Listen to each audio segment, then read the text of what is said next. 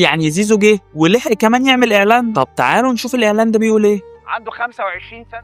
استنى بس، ستوب، هو مين ده اللي عنده 25 سنة؟ لا زيزو ما عندوش 25 سنة، والواد مصطفى محمد عنده 27 سنة، والواد أسامة فيصل عنده 24 سنة. مين ده اللي عنده 25 سنة؟ ماشي، أنا هحاول أصفي الناس شوية. ماشي نكمل.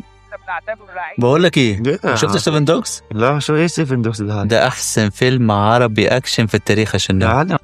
ده المفروض الفيلم اللي هما بيعلنوا عنه فيلم سيفن دوجز، وعشان كده بيقول لك ان هو احسن فيلم يعني كده. ماشي، ما تهزرش والله عربي ده رهيب. فين يا باشا؟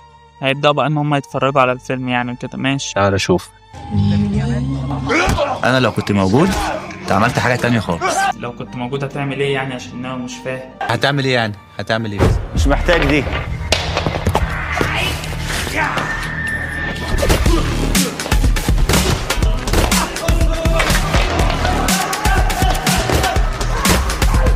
حاسب بس والنبي اللي بتاعتي تقع من ايدك. دب دب دب دب.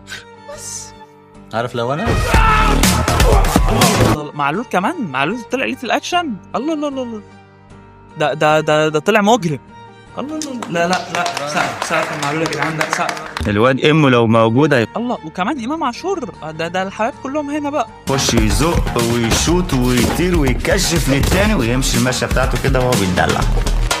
اهم حاجه المشي، لا اهم حاجه المشي. بن شرقي بقى موجود، بن شرقي كمان موجود. يا نهار ابيض، هيدي كوع مغربي وهيشوط في التاني، في الاخر يقوم مفنش بواحده فيرست تايم تيك توك تك.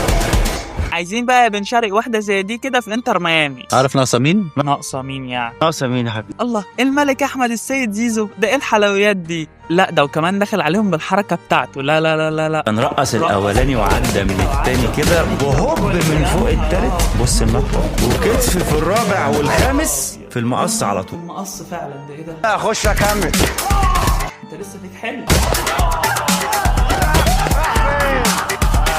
اللعيبه بتاعتنا لازم تركز في الكوره اكتر من كده، ما تبقاش يعني قاعد على وابراهيم فايق بقى كمان. لا ده ايه الحلويات دي؟ الكنبه ومرحرح انت وصاحبك. ده هو سمان ولا ايه؟ كل حاجه ولا انت مركز في الكوره. اللعيبه دول مش في الفيلم، الحمد لله ان هم مش في الفيلم. لا بس الاعلان عظمه يا جدعان، انا بسبب الاعلان ده انا هتفرج على الفيلم.